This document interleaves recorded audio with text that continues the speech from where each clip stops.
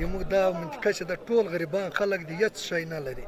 څه په بر حکومت کې چې و حالت هم پاتې دي، د اوس حکومت چې ده هم دا اوس دغې ولسوالۍ ته خلک راغلي دي، اوس یې په بنسټ ډبره ږدي، بندونه نشته، خلک له ستونزو سره مخامخ دي، موبایل یې کار نه کوي، خلک ټول غریبان دي، در بدره دي. دغې ومنې ته د روډ، د اوبو، د بندو، د هر شي دپاره د دغ ته توجه وشي چې موږ سره همکاري وشي. دا خلک 20 کاله پاته دي، هېڅ شی هم نه جوړ شوي. ټول خلک دغسې دا ټول غریبان خلک دي.